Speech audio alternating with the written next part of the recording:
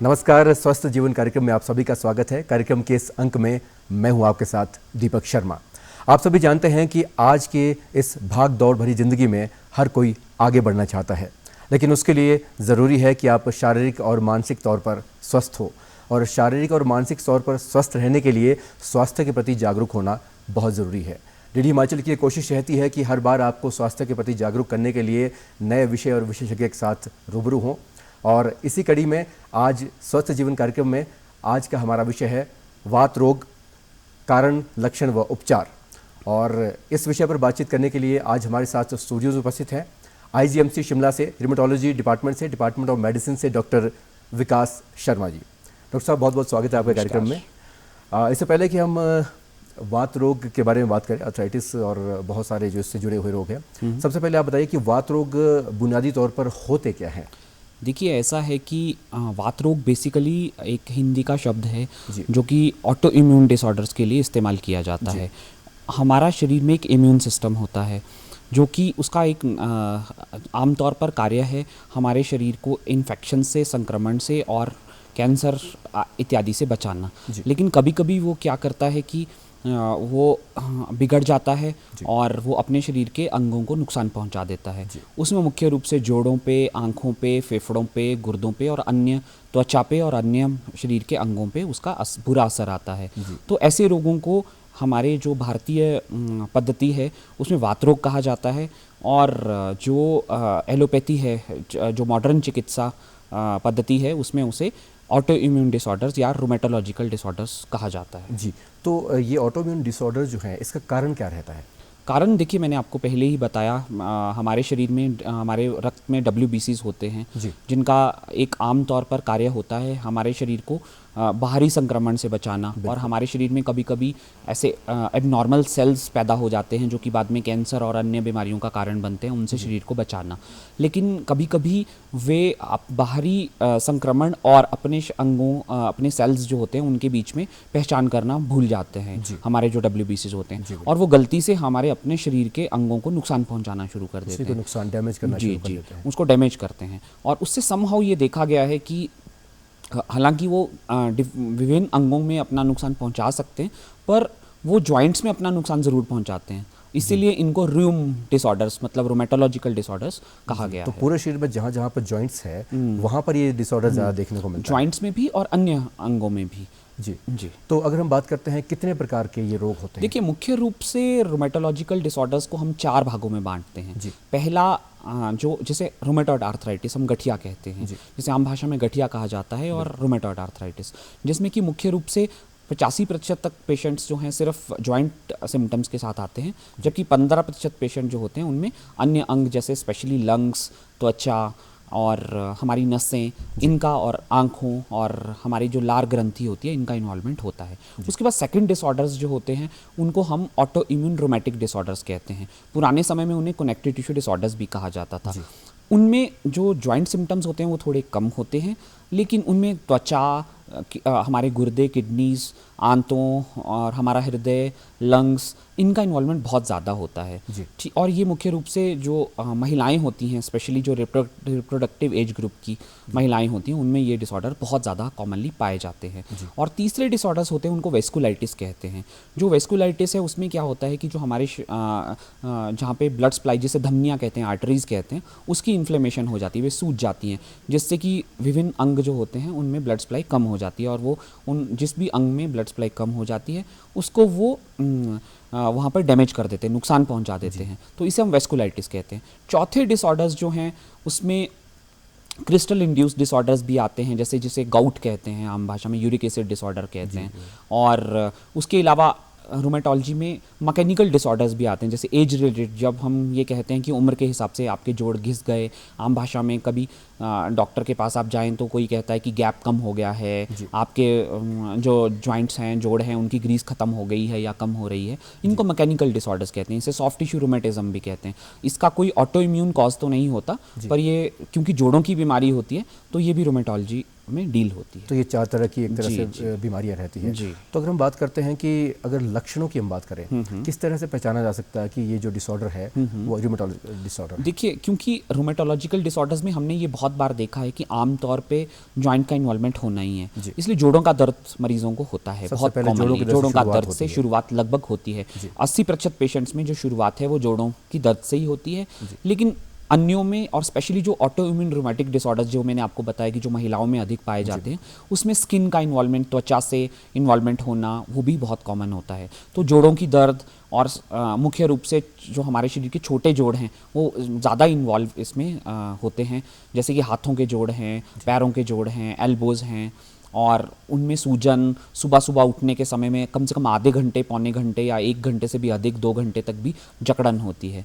और इसके अलावा पुरुषों में एक अलग तरह का गठिया भी होता है जिसको हम स्पॉन्डाइलोआर्थ्रोपैथीज कहते हैं, और उसमें रीढ़ की हड्डी, कूल्हा और इनका इन्वॉल्वमेंट जो है वो ज़्यादा होता है। तो इसलिए उनमें जब वे सुबह उठने लगते हैं तो पीठ में, कमर में बहुत अधिक जकड़न पाई जाती है। जी, आपने बात की रूमेटोलॉजिकल डिसऑर्डर जो महिलाओं में ज़्यादा होता है खास तौर पर, जी। उसकी पहचान कैसे हो सकती है और किस एज ग्रुप में ज़्यादा तौर पर पाया जाता है? देखिए, जो महिलाओं में ऑटो इम्यून डिसऑर्डर्स होते हैं उनमें मेन मुख्य रूप से आते हैं SLE जिसे कहते हैं, सिस्टेमिक लूपस एरिथमेटोसिस, प्राइमरी शोगरन सिंड्रोम होता है और स्क्लेरोडर्मा होता है, और इन सबका एक ओवरलैप भी होता है, मतलब एक मरीज में एक से अधिक ये बीमारियां पाए जाना। तो इनमें लक्षण जो किस तरह के आएंगे कि जब धूप में निकलें तो हमारी त्वचा जो है वो लाल हो जाती है, उसमें खारिश होती है, बाल बहुत अधिक झड़ते हैं, मुंह में छाले आना, आंखों और मुंह में बहुत ज़्यादा सूखापन रहना, लार का न बनना, जब हम ठंडे पानी में हाथ डालें या फिर ठंड में जाएं तो हमारे जो उंगलियों की टिप्स होती हैं वो नीली, सफ़ेद या पीली हो जाना, और इसके अलावा जोड़ों की दर्द। इसके अलावा यदि अगर गुर्दों का इन्वॉल्वमेंट हो जाए तो बहुत ज़्यादा पेशाब में झाग आना, या मुंह पे सूजन आना, या पैरों में सूजन आना, या फिर अगर लंग का इन्वॉल्वमेंट हो जाए तो सांस फूलना, या फिर बलगम में खून आना, ये सब जो हैं वो मुख्य रूप से इसके लक्षण होते हैं वैसे भी। जी। तो खास तौर पर महिलाओं पे अगर ये लक्षण हम देखते हैं तो फिर डॉक्टर के पास जाना बहुत ज़रूरी हो जाता है। जी। अगर हम बात करते हैं कि डायग्नोज की, किस तरह से इसको हम एक तरह से कौन कौन सी विधियां हैं जिससे पता चल सकता है कि ये रूमेटोलॉजिकल डिसऑर्डर है? देखिए, ऐसा है कि इसमें सबसे इम्पॉर्टेंट तो क्लिनिकल एग्जामिनेशन ही होता है। हिस्ट्री, मतलब जो पेशेंट अपने बारे में बताए उसको कोई रिप्लेस नहीं कर पाया। मतलब सदियों से जो डॉक्टर और पेशेंट का रिलेशनशिप है वो एक पेशेंट जो है वो क्लिनिक में आता है या OPD में आता है, उसके बाद में वो डॉक्टर से बातचीत करता है, अपनी समस्या बताता है, और उसके बाद में उसका एग्जामिनेशन होता है। तो आपको जो सबसे बड़ी महत्ता है वो तो इसी चीज़ की है। उसके बाद जैसे जैसे विज्ञान ने प्रगति की वैसे वैसे बहुत सारे टेस्ट्स जो हम रूटीन टेस्ट करते हैं उसमें भी बहुत सारे हमें क्लूज़, डायग्नोस्टिक क्लूज़ मिलते हैं। इसके अलावा विभिन्न जो रोमेटोलॉजिकल डिसऑर्डर्स हैं उनके कुछ स्पेसिफिक टेस्ट भी होते हैं। जैसे कि अगर हम गठिया आ रही रूमेटॉइड आर्थराइटिस की बात करें तो उसमें रूमेटॉइड फैक्टर एक टेस्ट होता है, वो पॉजिटिव आता है। लेकिन यहाँ पे मैं ये स्पष्ट करना चाहता हूँ कि अगर आपका रूमेटॉइड फैक्टर पॉजिटिव, जस्ट वही पॉजिटिव है, तो इसका मतलब ये बिल्कुल नहीं है कि आपको गठिया है, क्योंकि लगभग 5 से 10% जो आम इंसान है उनमें भी ये पॉजिटिव हो सकता है। और अगर पॉजिटिव हो सकता है लेकिन ये ज़रूरी नहीं है कि हाँ उनको गठिया ही हो। बिल्कुल बिल्कुल। और अगर हम जो उम्र दराज लोग हैं, 60 अपने जो सीनियर सिटीजन्स हैं, 60 से ऊपर के लोग हैं, उसमें तो rheumatoid factor positivity normal population में भी लगभग 30 से 35% तक हो सकती है। तो एक कंसिडरेबल जो पॉपुलेशन है उनमें पॉजिटिव होता है। इसके अलावा एक और टेस्ट anti-CCP एंटीबॉडीज़ भी आजकल बहुत पॉपुलर है, लेकिन उसके बारे में भी स्थिति यही है कि वो डायग्नोस्टिक टेस्ट नहीं है, अगर जस्ट हम उसको कंफर्म करने के लिए इस्तेमाल करते हैं। साथ में जो जैसे मैंने आपको बताया कि जो ऑटो इम्यून डिसऑर्डर्स, रूमेटोलॉजिकल डिसऑर्डर्स होते हैं उनमें ANA एक टेस्ट होता है, उसको हम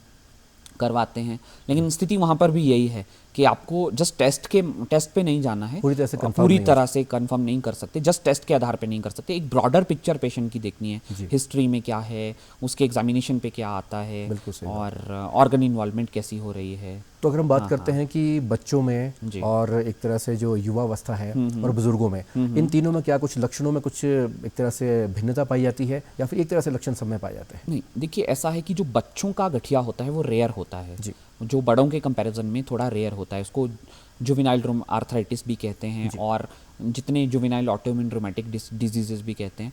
ये बीमारियां कम होती हैं लेकिन बहुत एग्रेसिव होती हैं। जहाँ पे भी होती हैं उनमें काफ़ी एग्रेसिव पाई जाती हैं और मल्टीपल ऑर्गन्स का इन्वॉल्वमेंट बहुत ज़्यादा होता है, डिजीज़ लाइफ थ्रेटनिंग बहुत होता है और जो बड़े बड़े ऑर्गन्स हैं, मेजर ऑर्गन्स हैं, वो इन्वॉल्व होते हैं। और जो बच्चों का गठिया होता है, मैं यहाँ पे एक चीज़ को बहुत ही ज़्यादा एम्फेसिस देना चाहूँगा कि उसमें बहुत वो डिजीज़ ट्रीटमेंट रेजिस्टेंस भी होता है और साथ में डैमेजिंग भी बहुत ज़्यादा होता है, जॉइंट्स के लिए डैमेजिंग भी बहुत ज़्यादा होता है। यही डिफरेंस है बच्चों और बूढ़ों में। जी, तो अगर हम बात करते हैं कि बच्चों और बूढ़ों में अगर कोई डिजीज़ पाई जाती है तो कौन कौन से अंग हैं जिनको ज़्यादा इफेक्ट इससे पड़ सकता है? देखिए, जोड़ों का इन्वॉल्वमेंट तो गठिया अगर Definitely रोमेटोलॉजिकल डिसऑर्डर्स हैं तो होना ही है। बिल्कुल। तो जो बच्चे हैं उनमें आंखों का इन्वॉल्वमेंट बहुत कॉमन होता है। जो अभी जुवेनाइल जो इडियोपैथिक आर्थराइटिस जैसे हम बच्चों में कहते हैं, उसमें आंखों का इन्वॉल्वमेंट बहुत कॉमन होता है। इसके अलावा बच्चों में मांसपेशियों का इन्वॉल्वमेंट भी हो सकता है, उसको जुवेनाइल डर्मेटोमायोसाइटिस कहा जाता है। और इसके अलावा जो बच्चों में भी किडनीज़ का इन्वॉल्वमेंट हो सकता है। बच्चों में एक वेस्कुलाइटिस होता है, उसमें आपके नाक, कान और गले का इन्वॉल्वमेंट बहुत कॉमन हो सकता है। और जबकि बूढ़ों की बात करें तो बूढ़ों में मतलब ऑटोइम्यून डिसऑर्डर्स हैं वो इतने एग्रेसिव नहीं होते हैं, उसमें जॉइंट इन्वॉल्वमेंट तो बहुत तेज़ी से होती है, लेकिन अन्य अंगों का इन्वॉल्वमेंट जो है वो अपेक्षाकृत कम पाया जाता है। जी, तो अगर हम लाइफस्टाइल की बात करें, आजकल हमारा लाइफस्टाइल इस तरह से सेडेंटरी लाइफस्टाइल ज़्यादा हो गया है, मोटापा इससे ज़्यादा बढ़ रहा है। बच्चों की बात करें, युवाओं की बात करें या फिर बुजुर्गों की बात भी करें, तो मोटापे का कितना रोल रहता है इसमें? देखिए, ऐसा है कि मोटापा अगर हम जितने भी जोड़ों की बीमारियां उनको दो भागों में बांट दें, एक तो ऑटो इम्यून डिसऑर्डर्स।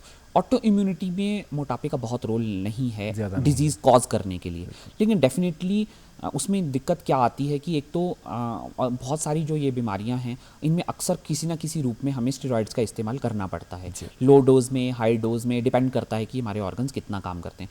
तो जो हमारा स्टेरॉइड्स हैं वो वज़न बढ़ाते हैं, तो इसलिए अगर किसी को पहले से मोटापा है तो उसका मोटापा स्टेरॉइड से बढ़ जाता है। और साथ में लेकिन दूसरी तरफ जो मैकेनिकल डिसऑर्डर्स हैं जैसे ओस्टियोआर्थराइटिस है, जो वो मोटापे से बहुत अधिक बढ़ जाते हैं। तो अल्टीमेटली होता ये है कि एक तरफ तो जो मैकेनिकल डिसऑर्डर्स हैं वो मोटापे से बढ़ना है, और जो ऑटो इम्यून डिसऑर्डर्स है वो उनकी ट्रीटमेंट से मोटापा बहुत अधिक होगा, तो उससे मैकेनिकल डिसऑर्डर्स एक सेकेंडरी प्रॉब्लम्स आ जाएंगी। और साथ के साथ इन बीमारियों में ऐसा भी देखा गया है कि इनमें कार्डियोवैस्कुलर रिस्क, मतलब हृदय की जो बीमारियां हैं या फिर आपका जो मस्तिष्क की बीमारियां हैं, एथेरोस्क्लेरोसिस जिसे हम कहते हैं, या स्ट्रोक होने का खतरा है वो अधिक हो जाता है। तो ऑलरेडी ऑटोइम्यून डिसऑर्डर्स में एक स्ट्रोक का खतरा है, और ऊपर से अगर किसी को उस पर ओबेसिटी हो गया तो वो खतरा और अधिक हो जाएगा। बढ़ सकता है। जी, तो मोटापे पे कंट्रोल करना उसमें बहुत ज़रूरी है। और अगर हम बात करते हैं महिलाओं की, हमने बात की थी, तो गर्भवती महिलाओं को क्या खास तौर पर ख्याल रखना चाहिए अगर वो उपचार कर रही हैं? देखिए, ऐसा है कि ये एक बहुत अच्छा आपने जो विषय है इसको छेड़ा है, क्योंकि जो गर्भ धारण एक हमारा एक जीवन है उसका एक बहुत महत्वपूर्ण पहलू है। तो ऑटो इम्यून डिसऑर्डर्स में जो दो मेजर पॉइंट्स हैं जो जिनके ऊपर हमें आज चर्चा करनी चाहिए। पहला तो ये है कि टाइमिंग, मतलब हमने ये देखा है कि जितने भी ऑटो इम्यून डिसऑर्डर्स हैं वो गर्भाधारण, प्रेगनेंसी के दौरान वो बहुत ज़्यादा एग्रेवेट हो जाते हैं, बहुत ज़्यादा बढ़ जाते हैं, उनकी तीव्रता बहुत अधिक हो जाती है। तो हम अक्सर अपने पेशेंट्स को उस समय गर्भधारण की सलाह देते हैं जब वे उन दवाओं पे जो कि गर्भावस्था के दौरान वो ले सकते हैं उस पर कम से कम वो 6 महीने बिल्कुल स्टेबल रहें, उसके बाद ही वो फैमिली प्लान करते हैं, और हम उनका फैमिली प्लानिंग काउंसलिंग वगैरह भी करते हैं। उसके अलावा हम एक कोऑर्डिनेटेड वे में उनको प्रेगनेंसी के दौरान मॉनिटर करते हैं कि मतलब एक गायनेकोलॉजिस्ट और ऑब्स्टेट्रिशियन और रूमेटोलॉजिस्ट जो है वो मिल गए उसको पेशेंट को ट्रीट करे। कितने समय की हिस्ट्री होनी चाहिए या उससे कम होनी चाहिए कि गर्भधारण करने के लिए? कम से कम 6 महीना जो है वो पेशेंट का डिजीज़ बिल्कुल एकदम शांत अवस्था में होना चाहिए, और वो शांत अवस्था में भी उन दवाओं पे होना चाहिए जो दवाएं जो हैं वो प्रेगनेंसी के दौरान भी कंटिन्यू कर सकते हैं। एक तो ये एस्पेक्ट बहुत इंपॉर्टेंट है। और दूसरा ये भी है कि इनकी जो ऑटोइम्यून डिसऑर्डर्स होते हैं उसमें एक बीमारी होती है उसको APS कहते हैं, एंटी फॉस्फोलिपिड सिंड्रोम। उसमें बहुत अधिक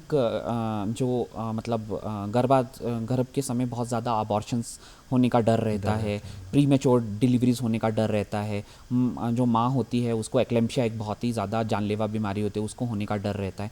तो हम ये सब चीज़ें पहले ही रूल आउट करते हैं और बहुत विजिलेंट जो है इस दौरान रहते हैं, पूरी प्रेगनेंसी के दौरान और प्रेगनेंसी के बाद भी, क्योंकि स्तनपान भी जो माता बच्चे को के लिए 1 साल बहुत तक ज़रूरी है। करवाना है, तो इसलिए उस समय भी हम उनको उन्हीं दवाओं पे इस्तेमाल कर उनकी सलाह देते हैं, जो कि बच्चे के लिए एकदम सेफ़ होती तो हैं। एक तरह से डॉक्टर के साथ रेगुलर टच में रहना जी, बहुत जी। ही ज़रूरी है जी, अगर किसी को जी। रूमेटिकल डिसऑर्डर है।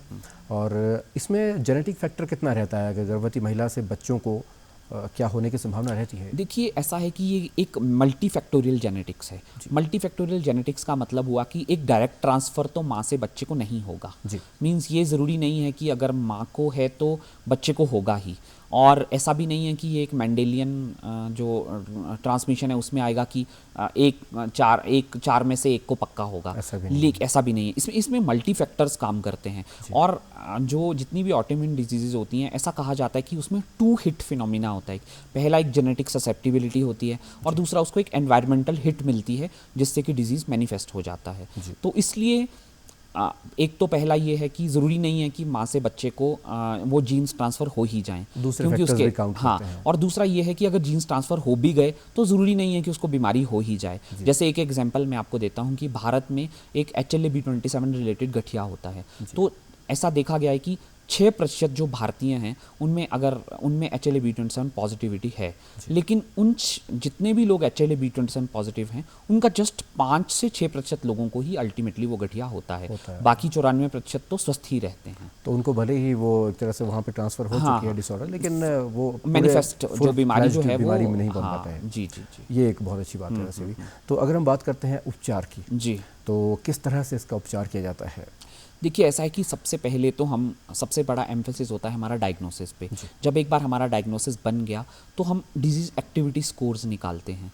वो एक कंपोजिट स्कोर्स होते हैं, उसमें ये देखते हैं कि पेशेंट के कितने जोड़ जो हैं सूजे हैं, कितने जोड़ जो हैं वो दर्द कर रहे हैं, और अपना पेशेंट का ग्लोबल असेसमेंट क्या है, कुछ लैब पैरामीटर्स लेते हैं। उसके लिए एक ऑनलाइन कैलकुलेटर्स होते हैं, उसके बेसिस पे हम एक कंपोजिट स्कोर्स निकालते हैं। फिर साथ में हम ये भी देखते हैं कि अन्य अंगों का कितना इन्वॉल्वमेंट पेशेंट को है, तो उसके हिसाब से हम उनको दवाइयाँ देते हैं जिनको कि इम्यूनोसप्रेसिव एजेंट्स कहा जाता है। अगर गठिया की बात करते हैं तो उन्हीं दवाओं को डमार्ट्स कहते हैं, डिजीज़ मॉडिफाइंग एंटीरोमेटिक थेरेपी, और अन्य उसमें उसको साइटोटॉक्सिक या इम्यूनोसप्रेसिव थेरेपी कहते हैं। साथ में हम कुछ समय के लिए पेशेंट को ब्रिज में स्टेरॉइड्स भी देते हैं लो डोज में, ताकि उसके मिनिमम साइड इफ़ेक्ट्स हों लेकिन अच्छा एक उसका इफ़ेक्ट आ जाए। जी, आपने साइड इफ़ेक्ट्स की बात की, तो सबसे पहले तो आप ये बताइए कि कितने समय तक इसका इलाज चलता है और उसके साइड इफ़ेक्ट्स बाद में क्या रहते हैं?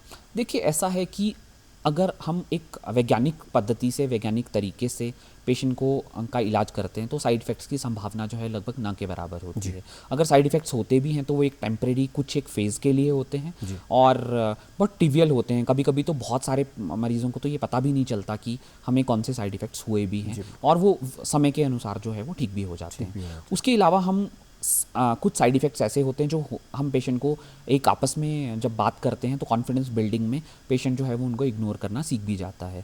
और तीसरा ये भी होता है कि हम समय समय पर ब्लड टेस्ट करके उसको मॉनिटर भी कर लेते हैं, और मॉनिटर करने के बाद में जो है वो हमारे पास बहुत सारी और दवाओं की ऑप्शंस भी होती हैं। जैसे एक दवा से मानो कि अगर वो लिवर पे कोई बुरा असर डालती है तो हम दूसरी दवा दे सकते हैं, चेंज कर सकते हैं। जहाँ तक therapy, duration of the therapy की बात आपने की, तो ड्यूरेशन ऑफ थेरेपी एक ब्रॉडर कॉन्सेप्ट तो ये है कि it is a life long therapy, मतलब संपूर्ण जीवन में आपको ऑटोइम्यून डिसऑर्डर्स का कुछ ना कुछ थेरेपी लेना ही पड़ेगा। लेकिन दूसरा एक इसका पहलू भी है कि हम धीरे धीरे जब पेशेंट रिमिशन, मतलब एक अपनी बीमारी अपनी सुप्त अवस्था में चली जाती है, तो हम उसे धीरे धीरे दवाएं जो हैं वो कम करने का ट्राई करते हैं। और बहुत बार ऐसा होता है, उसको बाद की थेरेपी को हम मेंटेनेंस थेरेपी कहते हैं, उसमें बहुत थोड़ी दवाएं चलती हैं और एक मिनिमम लेवल की थेरेपी चलती रहती है। लेकिन पर ये है कि मतलब ऑलमोस्ट अभी हम मतलब उस स्टेज पे तो नहीं पहुंचे हैं कि हम ये कह दें कि नहीं डेफिनेटली आपकी दवाएं जो हैं 2 साल चलेंगी, 3 साल चलेंगी। मतलब हाँ, ये एक मैटर ऑफ चांस है कि जब हम इलाज करेंगे उसके बाद में हम डिजीज़ कैसा बिहेव करता है इंडिविजुअल पेशेंट में। खान पान का कितना असर रहता है इस बीमारी के उपचार के लिए या फिर इसको कम करने के लिए? देखिए, ऐसा है कि ये मतलब ये जो आपका प्रश्न है ये पेशेंट्स के लिए तो बहुत दिलचस्प प्रश्न है, लेकिन समहाउ इसका एक सीधा उत्तर जो है वो अभी तक विज्ञान के पास नहीं है। तो कुल मिला के जो है वो ऐसी कोई फूड आइटम्स जो नहीं है जिनसे हमें ये कह सकें कि ये फूड आइटम्स जो हैं वो ऑटोइम्यून डिसऑर्डर्स को होने से बचाती हैं, या ये फूड आइटम्स ऐसी हैं जो ऑटोइम्यून डिसऑर्डर्स को एग्रेवेट कर देती हैं, मतलब ज़्यादा कर देती हैं। पेशेंट अगर चाहे तो वो अपनी मर्जी से सब कुछ खा सकता है। लेकिन क्योंकि ऑटोइम्यून डिसऑर्डर्स में जो बहुत सारे ऑटोइम्यून डिसऑर्डर्स में क्या होता है कि जो हमारी हड्डियां हैं उनमें कैल्शियम की कमी हो जाती है। तो कैल्शियम रिच डाइट बहुत अच्छी होती है, जैसे कि आप दूध लें और जो डेयरी प्रोडक्ट्स हैं वो लें। कैल्शियम से की रिच दूसरी चीज़ें हैं जैसे मखाने हैं, सोयाबीन है, वो खाएं। या फिर आजकल देखिए आपने ये भी सुना होगा कि आजकल विश्व जो है वो मिलेट्स ईयर मना रहा है। तो मिलेट्स जो हैं जैसे बाजरा है, ज्वार है, रागी है, कोदा है, तो ये सब चीज़ें खाने से भी बहुत पेशेंट्स को लाभ होता है। और साथ के साथ ओबेसिटी की जैसे हमने बात की थी, तो वो चीज़ें जो कि हमारा वज़न बढ़ाती हैं, कम से कम हम उन्हें तो अवॉइड कर ही सकते हैं, मतलब जी। तो जिन चीज़ों से इनको बढ़ने की आशंका रहती है उनको डेफिनेटली कम करना बहुत ज़रूरी है। बच्चों और महिलाओं के लिए खास तौर पर क्या ध्यान रखना बहुत ज़रूरी है? महिलाओं और देखिए बच्चों के लिए तो सबसे इम्पॉर्टेंट चीज़ ये है कि बच्चे क्योंकि अबोध होते हैं, वे अपने सिम्टम्स बहुत अच्छे से किसी को बता भी नहीं पाते, तो इसलिए उनके जो पेरेंट्स हैं उनकी एजुकेशन बहुत इंपॉर्टेंट है। क्योंकि बच्चों में बहुत सारे ऐसे सिम्टम्स आएंगे जो बच्चे कभी किसी को बताएंगे नहीं या इग्नोर कर देंगे, तो पेरेंट्स उसका ध्यान रखें कि कहीं आंख में कोई दिक्कत तो नहीं आ रही है, स्किन में कोई रैश तो नहीं आ रहा है, या फिर कोई नए सिम्टम्स। हम कभी पेशेंट्स को ये भी बताते हैं कि ये आपकी खतरे की घंटियाँ ये हैं, लेकिन जो फिर भी अगर आपको कुछ भी एबनॉर्मल लगता है तो अगर हम ये सोचें कि हम परसों अस्पताल जाएंगे, एक हफ्ते बाद अस्पताल जाएंगे, तो इससे बेहतर है कि हम जो है वो उसका शंका का निवारण जो है जितना जल्द हो पाए उतना कर लें। जी। तो अगर हम बात करते हैं हिमाचल प्रदेश की, क्या स्थिति इस वक्त रूमेटोलॉजिकल डिसऑर्डर्स की है? देखिए हिमाचल प्रदेश में रूमेटोलॉजिकल डिसऑर्डर्स तो लगभग उसी तरह के हैं जिस तरह के रेस्ट ऑफ इंडिया में हैं। मतलब हमने स्पेसिफिकली हमने ये ऐसा नहीं देखा यहाँ पे कि ये पार्टिकुलर बीमारी जो है वो अधिक है, ये कम एरिया है। का कोई इफेक्ट नहीं है? नहीं बिल्कुल, मतलब ऐसा नहीं लगता है कि मतलब इसका, क्योंकि हमारी ऐसा ज़रूर देखा गया है कि जो नॉर्थ इंडियंस हैं और उनका प्रोजेनी एक जैसा होता है, तो जैसा नॉर्थ इंडिया के बाकी जगह पे ट्रेंड है जो, और उसी तरह के लगभग डिसऑर्डर्स जो हैं वो हिमाचल प्रदेश में भी पाए गए हैं। और मतलब सरप्राइजिंगली ऑलमोस्ट एवरी जो डिसऑर्डर जो है रूमेटोलॉजी का वर्ल्ड में कहीं पे भी डिस्क्राइब्ड है वो हिमाचल प्रदेश में है, डायग्नोज हुआ है और उसका इलाज भी यहाँ पे हो रहा है। आज के टाइम में ऐसी कौन सी नई डेवलपमेंट हो रही है इस फील्ड में?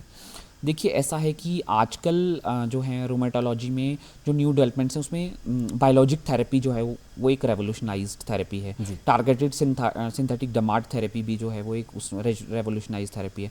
यूजुअली हम ये देखते थे कि जो हमारी पुरानी थेरेपीज़ थी उसमें लगभग 70% तक पेशेंट्स ही जो थे वो उनको पूरी की पूरा स्वास्थ्य लाभ मिल पाता था। तो 30% पेशेंट एक बहुत बड़ा नंबर होता है जो कि पूरी तरह से ठीक नहीं हो पाता था। लेकिन जब से हमारे पास बायोलॉजिक थेरेपीज़ आई हैं तो तब से जो है वो बहुत ज़्यादा इनके आउटकम्स में फ़र्क आया है। और IGMC शिमला में भी बायोलॉजिक थेरेपीज़ जो हैं मतलब हम लेफ़्ट एंड राइट इस्तेमाल कर रहे हैं। हमारे लगभग 300 के आसपास पेशेंट हैं जो डिफरेंट बायोलॉजिक थेरेपीज़ पे हैं, और लगभग इतना ही नंबर रहा होगा जो कि हमारे टारगेटेड सिंथेटिक डमार्ट्स पे वो हैं। इसके अलावा जो ऑटोइम्यून डिसऑर्डर्स हैं उसमें पहले साइक्लोफॉस्फेमाइड ही एक हमारे पास बहुत बड़ी ऑप्शन थी, लेकिन साइक्लोफॉस्फेमाइड का एक बहुत बड़ा साइड इफेक्ट ये होता था कि वो प्रजनन क्षमता पे बहुत बुरा असर डालता था। लेकिन उसके बाद अब हमारे पास नई दवाएं आ गई जैसे माइकोफिनोलेट मॉफेटिल है, और वो डिस्काउंटेड प्राइसेस पे बहुत मिल जाती है। साइड इफेक्ट्स भी कम से कम प्रजनन क्षमता जो है, देखिए अगर एक यंग पर्सन जिसका भी परिवार कंप्लीट नहीं है उसके लिए तो प्रजनन एक बहुत बड़ा फैक्टर है, और तो इन सब चीज़ों का बहुत फ़ायदा हुआ है। IGMC में खास तौर पर पेशेंट्स के लिए क्या सुविधाएं आप लोगों की तरफ से दी गई हैं? देखिए IGMC में हमने अपने पेशेंट्स को सबसे पहली चीज़ ये है कि कंफर्ट ईज़ के ऊपर बहुत एम्फेसिस किया है।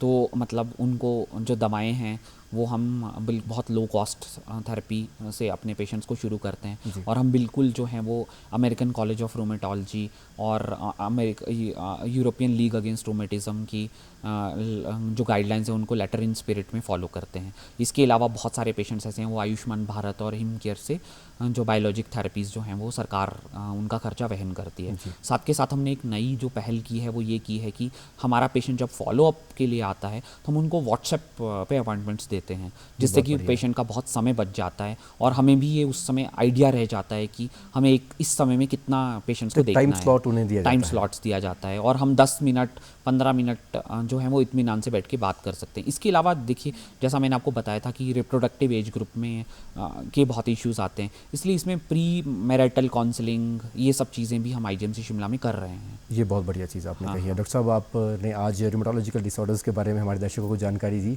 आपका स्टूडियोज़ में आने के लिए बहुत बहुत धन्यवाद। Thank you. तो दर्शकों, उम्मीद करते हैं कि आज की इस जानकारी से आप ज़रूर लाभान्वित हुए होंगे। आज के इस कार्यक्रम में फ़िलहाल इतना ही। अगले कार्यक्रम में एक नए विषय और विशेषज्ञ के साथ हम फिर से हाजिर होंगे। तब तक के लिए नमस्कार।